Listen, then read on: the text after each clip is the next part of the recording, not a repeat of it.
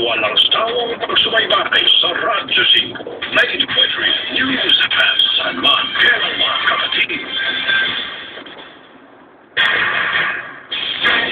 Broadcasting live from our radio studios in Quezon City, ang pinakamaksong newsroom sa buong bansa, 25,000 watts. Here's another first in Philippine radio history. Balita, informasyon, serbisyo sa mas klarong frequency modulation. Ito ang Live Radyo 5, 92.3 News. Iwanan mo na ang lumang tunog ng AM. Simula na ang diretsang balitang walang awat sa katarungan. Si Cheryl Cortez ang may kasagutan. Mga isyong may kalabuan. Maliliwanagan na siya. Cheryl ko sa Radyo 5, 92.3 News. Yes, magandang gabi mga kapatid. Naku, Webes, 7:17 in the evening. Naku, address po ng Mayo 2012. Ang bilis talaga ng panahon. Patapos na po ang unang linggo ng Mayo. At yung unang linggo ng Mayo na yan, siksik, liglig, napakarami hong nangyari. Iba't ibang mga issue mula sa impeachment, Scarborough tension, at ngayon, American Idol. Maganda ang performance ni Jessica Sanchez na talagang trending yan sa Twitter kanina. Same-sex marriage na inigro na ng US President Barack Obama. At syempre, hindi mawawala ang politika, hindi ba? Nalalapit na din ang pagtatapos ng summer pero nananatili pa rin mainit ang panahon at init na mga balitang tampok natin ngayon. Pero bago ang mga maiinit nating balita, welcome muli sa inyong programang Derechahan. Ako po ang Technical Man, Los Baños, pansamantalang mahalini, kay Ms. Cheryl Cortez. Derechahan yung makakasama sa loob ng isang oras na Derechahan talakayan, walang personalan. O ito na. It's final, Declaration Salonga at Dirty Harry ang magkakasagupat sa mayoralty race sa Maynila sa ating Pangulong Joseph Estrada versus incumbent Mayor Alfredo Lim. Diba? Just bigatin niya. Kahapon ay opisyal lang nanirahan sa lungsod ng Maynila si former President Joseph Estrada at personal na ng sa Commission Elections upang mag-rehistro bilang botante ng Maynila. Kaugay ng balitang yan, nakakapanay ang muna natin maya-maya lamang, no? Si election lawyer attorney Romulo Macalental para silipin, sikapin po natin sa panaming mix mo din, actually, si Mayor Alfredo Lim. Silipin natin yung magiging senaryo sa Maynila dahil napakainit ng tunggalyan yan. Hindi natin na agad nakita yan, kaya medyo surprise. Pati local position at ang maingay na. Especially dito nga sa Maynila dahil syempre lagi namang mainit ang politika kapag sinabi mong Maynila, hindi ba? At hindi basta-basta itong pagkakataon. Talagang kinailangan pang lumipat ng bahay ang dating Pangulo talagang sa kagusto ng Maynila. Si former President Joseph Estrada pagkatapos niyang pagandahin ang 80 milyong halaga ng mansyon na kanyang binili sa Manga Avenue, Barangay 58 Mesa, Manila. Isang araw matapos ang kanyang paglipat ng tahanan ko mula sa number 1 Polk Street, San Juan City. Alam naman natin, no? Diyan siya nakatira. Personal na tambal sa 2013 na si Manila Vice Mayor Isko Moreno at mga konsehal. Kaya kung siguro mas makulay ito, dahil alam naman natin na si Vice Isko Moreno ikadikit, diba, ni Mayor Alfredo Lim na ngayon, ito naman natin na talagang pura. So, kaya siya mas nagiging makulay actually. Itinatakda ng batas na ang isang gustong kumandidato sa lugar na gusto niyang katawanin ay kailangang manirahan doon ng taon bago ang mismong araw ng eleksyon. So, nagpaka-technical si ating Pangulong Estrada. So, sinuburo niya talaga hindi siya dyan qualify. So, kahapon, lipat na siya para nga pagdating ng isang taon siya. So, sa Maynila siya nakatira.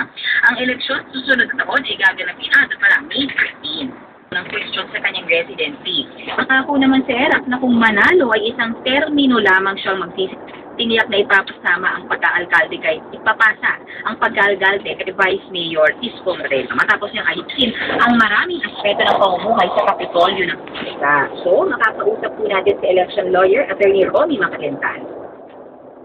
Sir, is there? Derechahan with Cheryl Cortez, Radyo 5, 92.3 News FM. Hi, sir. Good evening. Hi, good evening. Ako, sir. Naku, mainit-init to at makulay talagang politika sa Manila. Alonso. Yung paglipat niyan yan ay maaaring magkaroon natalo kung talagang marapat kasi nakalipat nga sa nasabing lugar para lamang sa nasabing halalan. In other words, yung bang napakatagal ng pagtira ni Fred Lim sa Maynila ay hindi pa sapat para matapos niya ang kanyang tatlong term na mayor ng Maynila. at yung mga isang taong pagtira ni Erap ay sapat na para siya ay maging mayor ng nasabing lungsod. Di ba parang questionable yun sa isang residente ng Maynila na for the longest time, sir, alam natin taga San Juan, si Erap. Ngayon, parang, di ba, aminin natin, parang kampo niya yung namayanis sa San Juan for the longest time at dahil dati niyang asawa ang mayor doon at parang hindi niya kakalabanin, kaya siya tatakbo sa Maynila. Ay, ganun thinking. Well, ang naman nasira ka sa lugar na yun, sa looban na isang problema ng ating batas, bakit yan ang ating sinusunod. Kaya nga ngayon, kapag lumipat, ay isang taon pa ang halalan at lumilipat sila ng tahanan. Hindi sabihin noon na ang isang kandidat ay dahil lamang sa nakabi siya ng bahay, sapat na yun. Hindi sapat yung pagbibili. Kailangan ipakita niya na siya ay talagang palagi ang hiningi ng ating bansa. Hindi po pwede yung para pang for convenience, purposes only, ay sasabihin mong ikaw ay doon nakatira. Oh, ito. Attorney ha, walk us through the possible scenario in the days to come until election time, no? So, ibig mong sabihin, sinasabi niyo, ang keyword doon is presensya. So, mararamdaman mo ba natin yung presensya? Ibig sabihin, every now and then, magkakaroon ng proyekto si Erap sa iba't ibang distrito ng Maynila. So, is it expected to fail? Basta makikita siya, doon na siya nakatira. At mga yung kanyang may bahay, yung mga kagabitan niya, ililipat niya doon. Hindi na siya makikita lagi doon sa Juan, doon sa Fox Street, na kung saan talagang ang pagkakala ng taong bayan ay doon siya nakatira. Kaya malaking tungkulin ni Erap na patunayan talaga siya yung lumipat na ng Maynila. Sa dapat niyang patunayan, sa sandaling magkaroon ng halimbawa pag-question yung isang term na titira, siguro yun niya sa taong bayan ng Maynila. Kaya sa pa yung question din, yung mga team ng Erap at saka Isko, no, kaya itatanggapin sapagkat dapat magkasama si Isko Moreno at si Fred Lim. Bakit biglang lumipat itong si Isko kaya Erap? Yung kayang Erap Isko ay tatanggapin at sino naman kaya ang itatapat ni Isko Moreno itong si Fred Lim? At rin siguro kung sino ang makakatapat at isasama ni Fred Lim bilang kanyang vice mayor. Actually, attorney, nakuha ko na yung next question ko. Yun nga, anong implication? At the longest time, alam natin na tandem, si Lim at si Moreno. Tingnan natin kung sino ang gagawing vice mayor ni Fred Lim. Sapagkat mahalaga yan, yung magiging vice mayor na yun, halimbawa nanalo si Fred Lim, yung vice mayor niya, yan ay siguradong magiging kandidato for mayor sa 2016. Kapag end na ang term ni Mayor Lim. The part of Isko Moreno, kapag siya nanalong vice mayor, kahit manalo si Erap, manalo si Lim, at nakakasiguro na si Isko Moreno na maaaring siya rin ang maging kandidato for mayor sa 2016. Dahil sa sinasabi nga ni Erap, one term lang siya. Na nasa differently mo, kahit hindi niya sabihin, talagang one term na lang siya. Kaya dito, ipilitin mabuti ni Isko Moreno na siya'y manalo sapagkat ang ayaw niya for 2016 yung mayoralty. At kaya palagay ko ang dahilan kung bakit sumama rin siya kay Erap Estrada. Para nga naman, lahat ng boto nung Fred Lim na mga supporter noon, maaaring andun pa rin ang support niya, plus napunod din niya ang support ni Mayor President Estrada. So, at that time, crucial pala kung sino naman yung pipiliin ni incumbent Mayor Lim na magiging katandem niya sa 2013 kasi ito yung posibleng maging kabanggaan.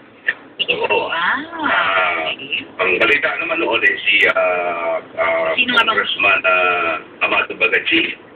Okay. Maring tumakbo para sa tinatawag na posisyon na Vice President, Vice Mayor ng Maynila.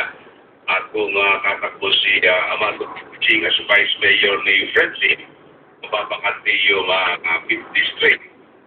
Doon naman nakatira si Mayor Lito Atienza. At si Lito Atienza, anong malay niyo, maaari din siya tumakbo doon for congressman. At pag tumakbo siyang congressman doon, sino kanyang susuportahan? Maaaring suportahan niya Amado Bagachi. Pero hindi niya maaaring suportahan si Fred Lim sapagkat susuportahan naman niya si President Estrada. Kaya dito medyo mas May third force pa nga pala. Kaya kung sino sa tapak. Uling pagkakaalam ay maging mga kasama sa buhay, participate. Kaya doon ako sakaling tatakbo si Amado Tagat. Baka sakaling tumakbo siya doon sa 5th district na iiwanan ni Amado. Ito, unusual na sabihin ng isang politiko na isang term lang ang tatakbuhan niya.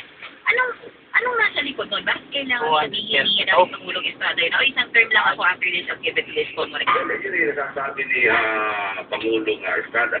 Dahil siguro nararamdaman din naman yan na medyo siyempre nakakahidas na rin siya. Mga pangalan ng kanyang mga siyang tumakbo. Sa kanyang palagay, yung maging major ka ng Maynila ng isang term ay makalaga na naman kapag-president niya sa kanyang buhay. Ako siyang matanggap bilang Pangulo ng ating bansa. Siyempre gusto rin niyang patunayan na talagang siya ay kilala pa rin, lalong-lalo natin sa napakalaking syudad ng Maynila. At alam mo, natalo siya nung last election sa pagkapangulo, kaya siguro gusto niya to vindicate further his name. Kailangan magkaroon din siya sa magandang pangalan sa isang malaking lungsod at pagpulat na lungsod sa Maynila. Speculative lang, no? Posible ba yun na parang kunwari 3 araw siya or 4 na araw siya sa Maynila, 3 araw sa San Juan, dahil alam naman natin talaga doon siya matagal siyang nakatira doon. Pwede ba yun? Pero siguro it's a matter of evidence, no? At saka it's a matter of sa pagkakasabi ng batas, yung intention ko saan talaga maninirahan permanently. May card.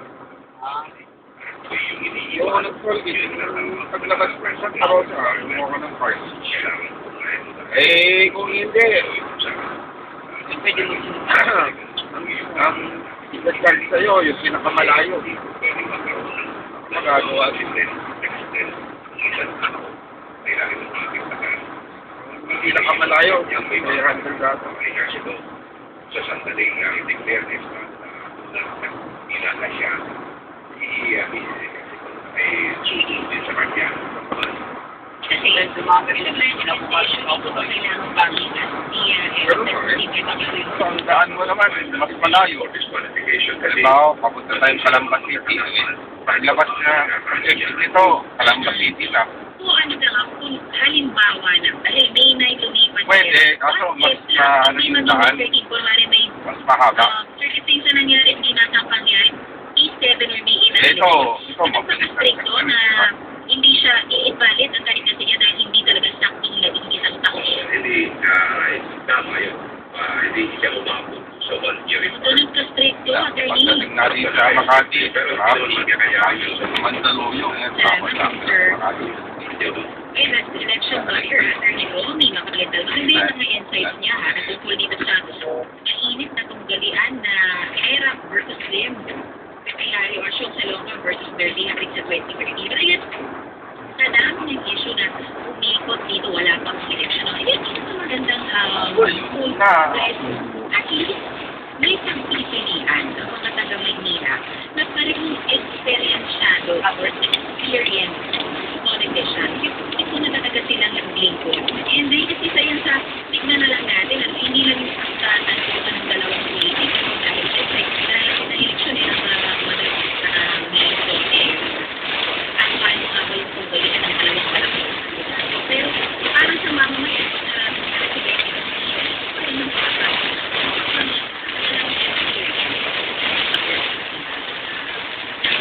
May radar yan.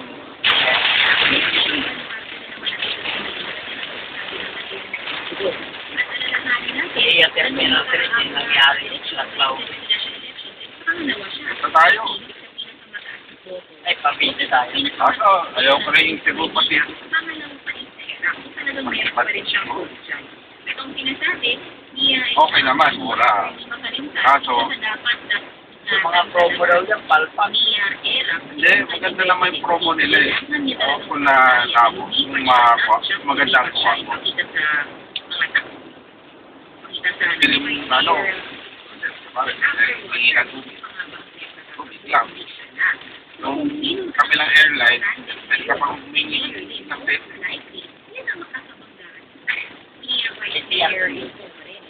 Hindi ka rin dalawa. Diba? Sobrang makulay yung politika. So, sino ba nagsabi?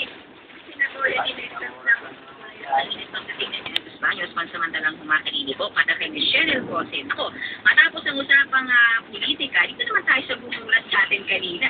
Una ko itong nabasa kanina nung pagbukas pa ng aking Twitter, talaga namang trending dahil ang pagpayag ni US President Barack Obama sa same-sex Barack Obama ang buong mundo sa biglaan niyang pagsuporta sa same-sex marriage paliwas sa nauna niyang kaibigan laban dito. Ang pupunta rin kami niyan. Hello?